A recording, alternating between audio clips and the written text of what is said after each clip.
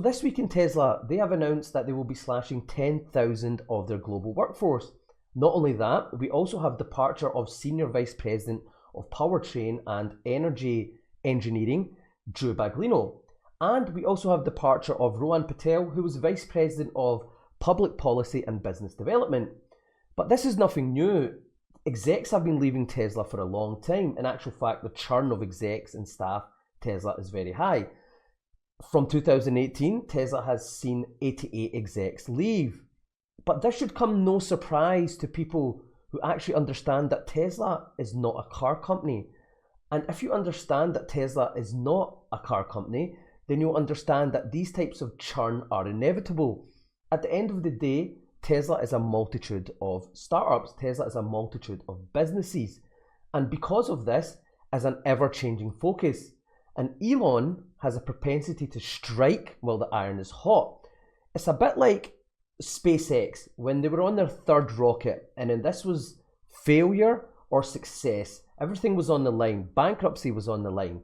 And Elon sees things that others don't. The genius that is Elon cannot be interrupted. If it was so obvious and we could all do what he does, if we were all capable, then we would all be running multi-billion-dollar companies, but we're not. So when he sees something, he changes focus and he's not afraid to do it. And that is exactly what's happened here. At the end of the day, Tesla is not a car company. It has evolved. It has went from a car company, an engineering company, to an AI robotics company. In actual fact, it does all of these things. It would be hard to focus on each one of these things individually. So instead, you have a dynamic nature. The way things are done are quite different. Here's a clip from Andrej Karpathy, who also left Tesla in the past. He was head of their AI Vision FSD program. And listen to what he has to say about Elon Musk. Okay, switching gears a little bit. You've worked alongside many of the greats of our generation. Sam, Greg from OpenAI and the rest of the OpenAI team, Elon Musk. Who here knows the joke about the rowing team, the American team versus the Japanese team? Okay, great. So this will be a good one. Elon shared this at our last base camp, and I think it reflects a lot of his philosophy around how he builds cultures and teams. So you have two teams. The Japanese team has 4 rowers and 1 steerer, and the American team has 4 steerers and 1 rower. And can anyone guess, when the American team loses, what do? Shout it out. Exactly. They fire the rower. And Elon shared this example, I think, as a reflection of how he thinks about hiring the right people, building the right teams at the right ratio. From working so closely with folks like these incredible leaders, what have you learned? Yeah, so I would say definitely Elon runs his companies in an extremely unique style. I don't actually think that people appreciate how unique it is. You sort of like even read about it and so much, you don't understand it, I think. It's like even hard to describe. I don't even know where to start, but it's like a very unique, different thing. Like I like to say that he runs the biggest startups. And I think it's just, I don't even know basically like how to describe it. It almost feels like it's a longer sort of thing that I have to think through. But well, number one is like, so he likes very small, strong, highly technical teams. So that's number one. So I would say at companies by default, they sort of like the teams grow and they get large. Elon was always like a force against growth. I would have to work and expend effort to hire people. I would have to like basically plead to hire people. And then the other thing is that big companies, usually you want, it's really hard to get rid of low performers. And I think Elon is very friendly to by default getting rid of low performers. So I actually had to fight for people to keep them on the team because he would by default want to remove people. And so that's one thing. So keep a small, strong, highly technical team. No middle management that is kind of like non-technical for sure. So that's number one. So the churn at Tesla is not indicative of some bigger problems or demand. In actual fact, it's a way to help the company steer its focus towards a new direction or a path.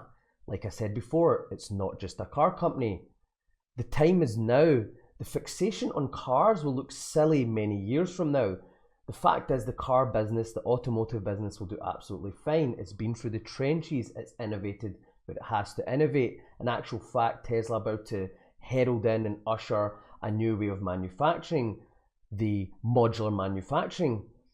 And demand, as far as demand is concerned, it will continue to climb the price adoption curve as interest rates come down. AI and robotics are up for grabs, areas which Tesla has a formidable head start in. Not only that, it has the necessary resources and backing to make it a success. Why create a supply chain? Why innovate and have so much advancements in manufacturing? Why build up a cash pile if you're not going to do anything with it? Just like SpaceX, Elon sees an opportunity and a chance, and he's not going to let anyone sway him from that decision. So if that means restructuring, if that means changing the company direction, if that means laying off people, then that is what will be done.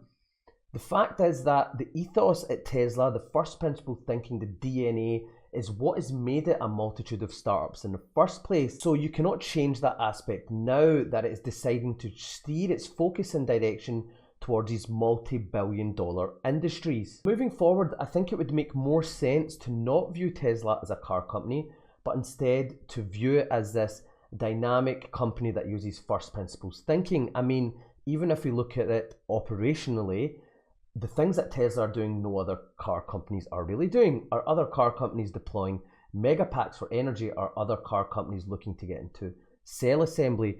Are other companies pursuing projects like Optimus, a humanoid robot?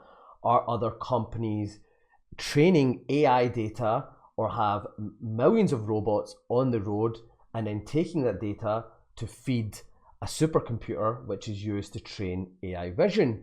And it might not be there with all these aspects, but it is certainly distinct from other car companies. So to interpret any change or direction that it has and to not get confused, then I think it would make sense to view it as such.